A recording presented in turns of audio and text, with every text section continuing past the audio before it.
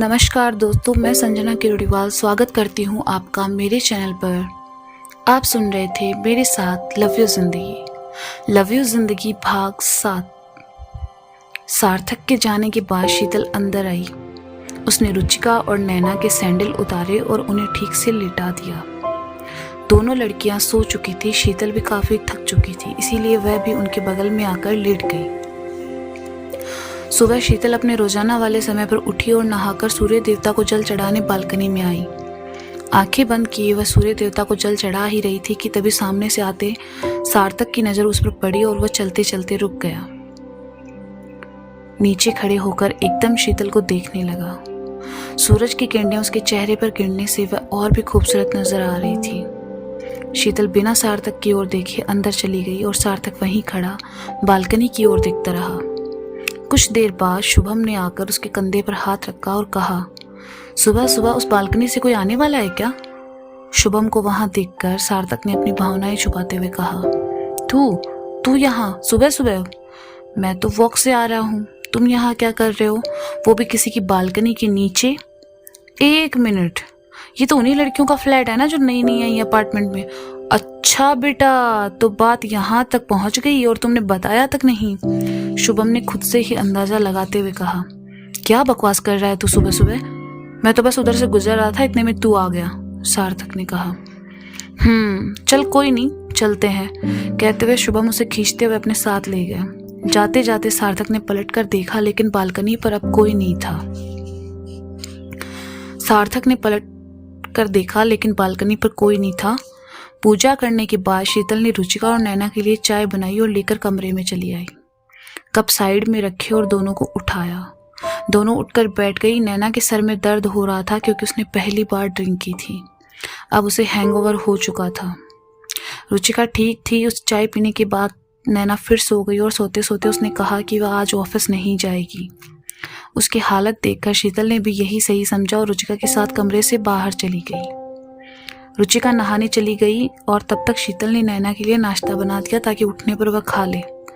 शीतल और रुचिका दोनों तैयार होकर ऑफिस पहुंची। आज उनकी टीम में अमित और केशव भी नहीं आए थे। मैनेजर ने किसी काम से दोनों को आउट ऑफ स्टेशन भेजा था। कैबिन में सिर्फ खुशी, रुचिका, शीतल और विशाल थे। चारों अपने अपने काम में लग गए। कुछ देर बाद मैनेजर आया और सबको नया प्रोजेक्ट देकर चला गया। चलते चलते उसकी नज़र शीतल पर पड़ी और वह उसके पास चला आया। शीतल अपना काम कर रही थी कि पीछे खड़े मैनेजर ने माउस पकड़े शीतल के हाथ पर अपना हाथ रख दिया।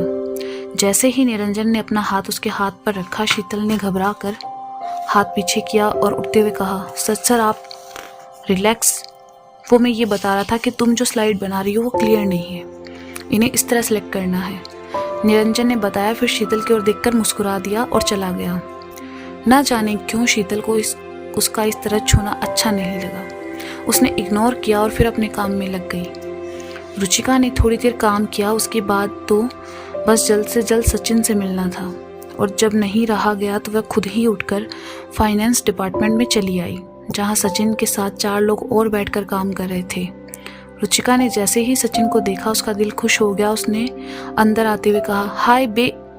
सचिन ने रुचिका को वहां देखा तो उठकर तुरंत उसके पास आया और उसे कैबिन से बाहर लाकर फुसफुसाते हुए कहा, क्या कर रही हो, पागल हो गई हो क्या?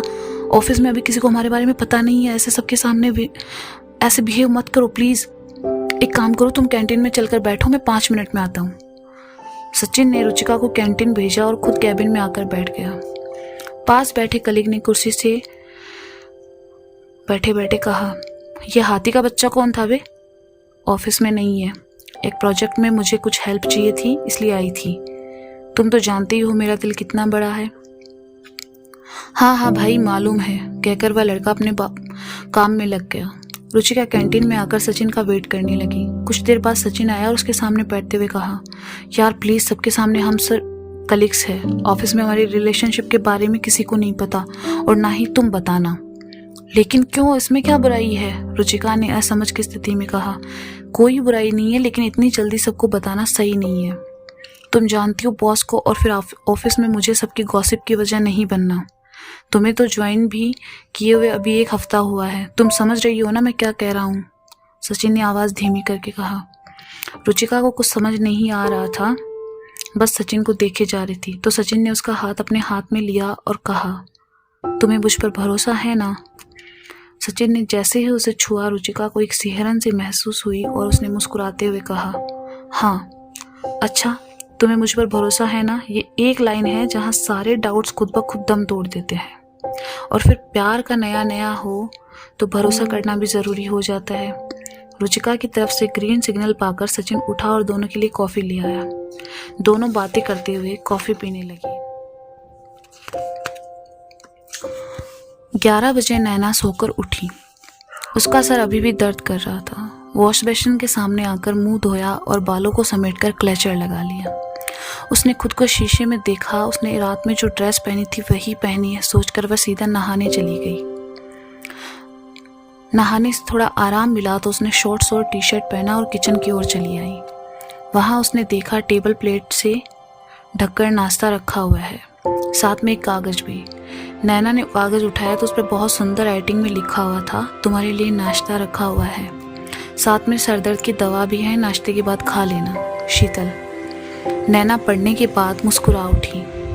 उसने कागज़ साइड में रखा और प्लेट उठाई। नाश्ते में शीतल ने उसके बनाए ओट्स खाए।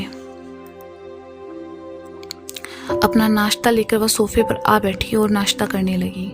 घर में अकेले उसका मन नहीं लग रहा था, लेकिन ऑफिस जाने का मन भी नहीं था। नाश्ता करने के बाद वह सोफे पर लेट गई और फ़ोन चलाने लगी। फ़ोन चलाते चलाते भी जब थक गई तो उठकर बालकनी में चली आई। वहाँ खड़े होकर नीचे ग्राउंड में खेल रहे बच्चों को देखने लगी। उसे अब अच्छा लग रहा था, सरदर्द भी कम हो चुका था। कुछ देर बाद उसने देखा कि उसके बगल वाली बालकनी में खड़ा एक आदमी बार बार उसे ही देख रहा है। नैना ने उसकी ओर देखा तो वह साइड में देखने लगा। नैना ने इग्नोर किया और फिर बच्चों को देखने लगी और आदमी उसे। नैना जो ना खुद सीधी है ना उसकी बातें सीधी होती है, उसने अंकल से कहा, अच्छे से देख लिया ना, कुछ छूट तो नहीं गया? अरे नहीं नहीं, तुम गलत समझ रही हो, अंकल ने झेंपते हुए कहा। नहीं, मैं तो बिल्कुल गलत नहीं समझ रही, उल्टा मुझे तो खुशी हो रही है जानकर कि लोग मुझे नोटिस करते हैं। वैसे भी कुछ साल बाद कौन देखेगा, नैना ने कहा। मजाक बड़ा अच्छा करती हो तुम, कहाँ से हो? अंकल ने बेशर्मी से दांत दिखाते हुए कहा। अपने घर से, नैना ने कहा। मेरा मतलब कौन से शहर से हो? अंकल ने ढीठ बनते हुए कहा। कट्टे का नाम सुने हो अंकल जी? जहाँ से हम हैं ना वहाँ ठोकते पहले, जवाब बाद में देते हैं, नैना ने थोड़ा धमकी भरे स्वर में कहा। अंकल कुछ बोल पाते इससे पहले ही उनकी धर्मपत्नी वहाँ आ पहुंची और कहा, क्या हो रहा है यहाँ? कुछ नहीं आंटी, बस वो अंकल मुझे हॉट कह रहे थे, नैना ने अपनी कमर पर दोनों हाथ रखते हुए कहा। अरे अरे, ये क्या झूठ बोल रही है ये लड़की? आदमी पत्नी के सामने बिलबिला उठा। पत्नी उसकी कहाँ सुनने वाली थी। उसने लगभग अंदर की ओर खींचते हुए कहा, अंदर चलो, अभी निकालती हूँ तुम्हारी सारी गर्मी। आंटी के जाते ही नैना जोर जोर से हंस पड़ी। उसे अंकल की हालत देखकर हंसी आ रही थी। कुछ देर बाद वह अंदर चली आई और लैपटॉप ऑन करके मूवी देखने लगी। मूवी देखते हुए जब भूख का एहसास हुआ तो नैना ने फ़ोन से अपने लिए पिज़्ज़ा ऑर्डर कर दिया, लेकिन पिज़्ज़ा आने में वक्त था और नैना ठहरी बेसब्र, इसलिए वह उठी और किचन में आकर देखने लगी। कुछ देर बाद मैगी के पैकेट पर उसकी नज़र पड़ी। नैना ने बर्तन चढ़ाया और मैगी बनाने लगी। मैगी बने तब तक उसने फ़ोन में गाना चलाया और वहीं किचन में यहाँ से वहाँ घूमने लगी। अपनी बेसब्री की वजह से उसने मैगी को जल्दी से उबाला, मसाला मिलाया और कटोरी में डाल लिया। वो मैगी कम और मैगी का सूप ज़्यादा नज़र आ रही थी। नैना गाने की धुन पर थिरकते हुए कटोरी हाथ में उठाए हॉल में चली आई और जैसे ही सोफे पर बैठी बेल बज पड़ी। अब इस टाइम कौन आया होगा, कहते हुए नैना मैगी खाते हुए कटोरी चम्मच हाथ में लेकर उठी और दरवाजे पर चली आई। उसने दरवाज़ा खोला। सामने एक हट्टा कट्टा लड़का खड़ा था। अच्छी बॉडी, सांवला रंग, सुंदर नैन नक्श। लड़के ने हाथ में पकड़ी मिल्टन की बोतल नैना की तरफ करके कहा, वो मैं लेकिन बेचारा कुछ बोल पाता इससे पहले ही नैना ने कहा, नहीं चाहिए, और दरवाज़ा उसके मुंह पर बंद कर दिया। नैना ने लड़के की तरफ देखा तक नहीं था। बेल फिर बजी। नैना ने फिर दरवाज़ा खोला, लेकिन इस बार लड़के की नज़र नैना पर अटक गई।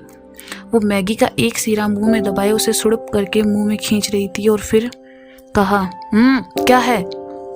नैना के सवाल से लड़के का ध्यान हटा तो उसने कहा, एक्चुअली मैं सामने वाले फ्लैट में रहता हूँ, आज ही शिफ्ट हुआ हूँ, वो वहाँ नल में पानी नहीं आ रहा। मैकेनिक दिखती हूँ मैं तुम्हें? नैना ने कहा। लड़के ने नैना को एक नज़र देखा और कहा, नहीं, I mean मेरा मतलब पीने का पानी चाहिए। इफ़ यू डोंट माइंड, क्या मुझे एक बोतल पानी मिल सकता है? यहीं रुको। कहते हुए नैना ने उसके हाथ से बोतल ली और पानी लेने अंदर चली गई। उसने बोतल में पानी भरा और लाकर लड़के को थमा दिया। लड़के ने बोतल लिया और जैसे ही थैंक्स कहने वाला था, नैना ने वापस दरवाज़ा बंद कर दिया और सोफे पर आकर बैठ गई। दरवाजे के उस पार खड़ा लड़का हैरान था। बोतल हाथ में पकड़े वह अपने फ्लैट में आया, जो कि बिल्कुल नैना के फ्लैट के सामने ही था। दरवाजे तक आकर उसने पलटकर नैना के फ्लैट की तरफ देखा और मुस्कुराते हुए कहा, अजीब लड़की है। नैना की भूख अभी शांत नहीं हुई थी। वह यहाँ से वहाँ घूमते हुए पिज्जा वाले का इंतज़ार कर ही रही थी कि फिर बेल बजी। नैना ने दरवाज़ा खोला तो सामने डिलीवरी बॉय हाँफ रहा था। नैना उसके पास आई, तभी लड़के का फ़ोन बजा और वो कहने लगा, अरे करते हैं थोड़ी देर में फ़ोन, अभी डिलीवरी देने आए हैं। नैना उसके फ़ोन रखने का इंतज़ार कर रही थी, लेकिन वो तो फ़ोन पर किसी और ही राम कहानी में उलझा हुआ था। नैना ने इंतज़ार किया और जैसे ही लड़के ने फ़ोन रखा, नैना ने कहा, लड़की का चक्कर? नैना के इतना बोलते ही लड़का फूट पड़ा और कहने लगा, क्या बताए मैडम, जब से वो आई है ज़िंदगी में ज़िंदगी ही बदल गई है। सुबह शाम बस फ़ोन, ना ठीक से काम कर पाते ना ही उनसे बात। इस सारे फसाद की जड़ दिल ही है, नैना ने सोचते हुए कहा तो लड़के की नज़र उसके पुष्ट सीने पर जा टिकी। उसे घूरते पाकर नैना ने लेफ्ट साइड में उंगली रखते कहा, ओ कक्का, इधर होता है दिल, तू जो देख रहा है ना उधर नहीं। मेरा ऑर्डर दे और निकल। सॉरी मैडम, ये लीजिए आपका पार्सल। लड़के ने पार्सल नैना को देते हुए कहा। नैना ने पार्सल लिया और जैसे ही जाने लगी, लड़के ने कहा, मैडम टिप।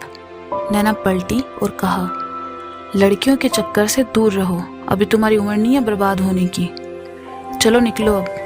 बेचारा लड़का उसका जवाब पाकर हक्का बक्का रह गया और नैना दरवाज़ा बंद करके अंदर चली आई।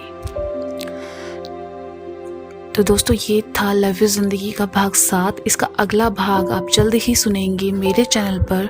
तब तक के लिए शुक्रिया, बाय बाय।